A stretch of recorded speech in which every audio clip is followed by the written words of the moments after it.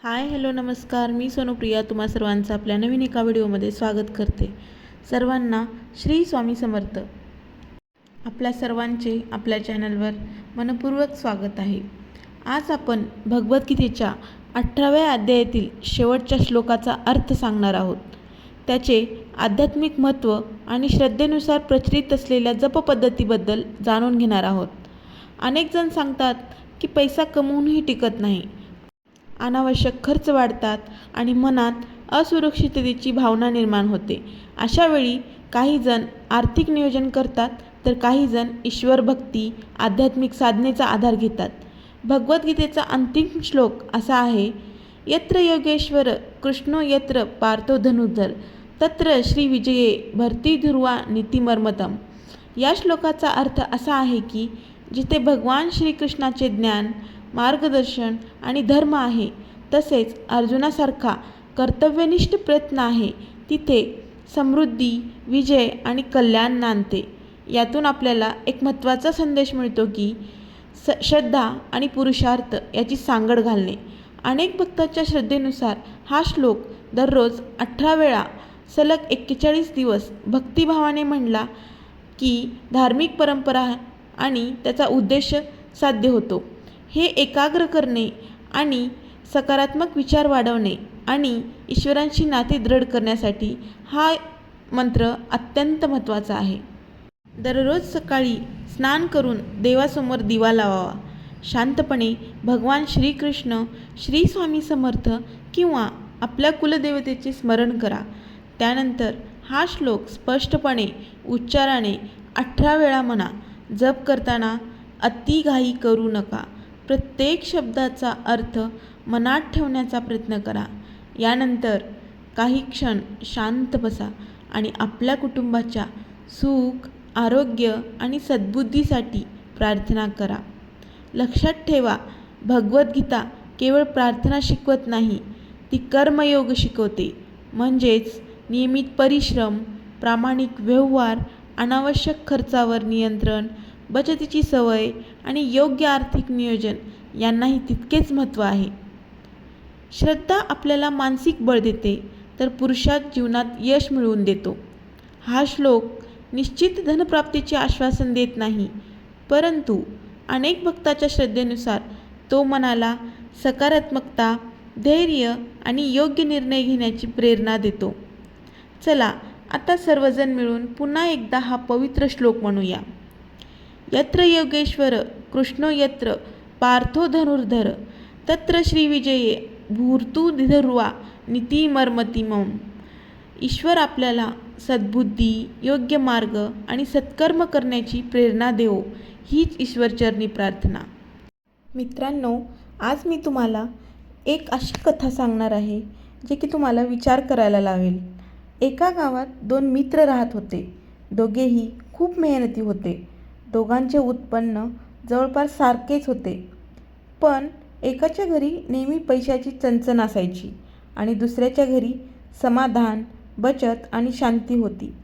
एके दिवशी पहिल्या मित्राने विचारले, आपण दोघेही सारखी मेहनत करतो, मग माझ्याकडे पैसा का टिकत नाही? दुसरा मित्र हसला आणि म्हणाला, फक्त पैसा कमवणे पुरेसे नसते. योग्य विचार, योग्य नियोजन आणि संयम आणि त्यासोबतच आपल्या देवावर आपली श्रद्धा याचीही गरज असते. ही गोष्ट आपल्यालाही एक मोठा संदेश देते. भगवद्गीतेच्या 18व्या अध्यायातील अंतिम श्लोकही हाच संदेश देतो.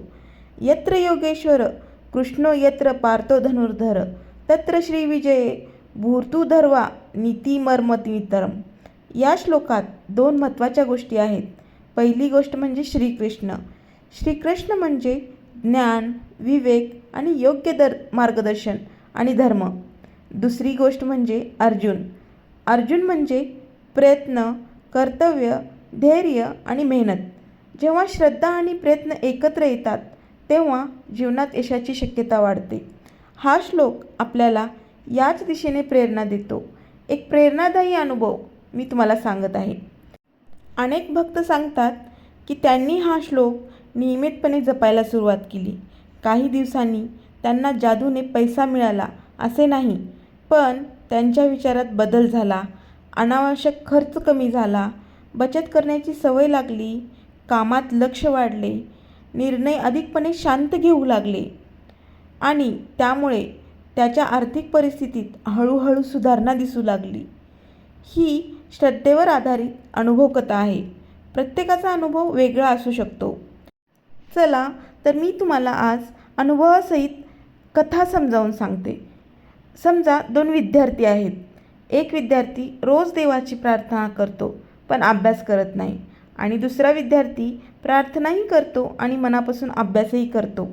यश कोणाला मिळायची शक्यता जास्त आहे? नक्कीच दुसऱ्या विद्यार्थ्याला. कारण भगवद्गीतेचा संदेश आहे श्रद्धेसोबत कर्म. म्हणूनच श्लोक जपत असताना आपण आपल्या जबाबदाऱ्या प्रामाणिकपणे पार पाडल्या पाहिजेत. श्रद्धेनुसार जपाची पद्धत. अनेक भक्तांनुसार परंपरेनुसार सकाळी स्नान करून देवासमोर दिवा लावावा.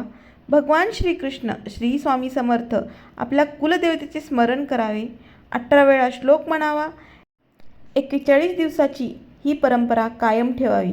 या काळात शक्य तिथे सत्य बोलणे, संयम ठेवणे, राग कमी करणे आणि प्रामाणिक जीवन जगण्याचा प्रयत्न करावा. सगळ्यात महत्त्वाची गोष्ट म्हणजे श्लोक केवळ धनप्राप्तीचा मंत्र नाही, तर तो जीवन जगण्याचा मंत्र आहे.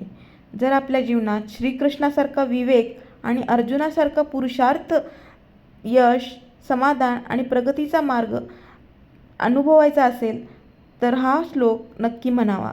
म्हणून या श्लोकाकडे केवळ पैशाच्या दृष्टीने न पाहता जीवनात योग्य विचार, योग्य कृती आणि ईश्वरभक्ती याची प्रेरणा म्हणून पाहूया. चला आता सर्वांनी भक्तिभावाने हा श्लोक म्हणूया. यत्र योगेश्वर कृष्णो यर्त पार्थो धनुर्धर तत्र श्रीविजये भूर्ती ध्रुवा नीती मर्मती मर्म. ईश्वर आपल्या सर्वांना सद्बुद्धी, योग्य निर्णय आणि प्रामाणिक कष्ट करण्याची प्रेरणा देवो. समाधानाने जीवन जगण्याची कृपा देवो. जर हा व्हिडिओ आवडला असेल तर नक्कीच लाईक करा, शेअर करा आणि अशाच आध्यात्मिक आणि प्रेरणादायी व्हिडिओसाठी आपल्या चॅनलला सबस्क्राईब करा. शेवटी सर्वांनी प्रेमाने म्हणा, श्री स्वामी समर्थ, श्री स्वामी समर्थ, श्री स्वामी समर्थ.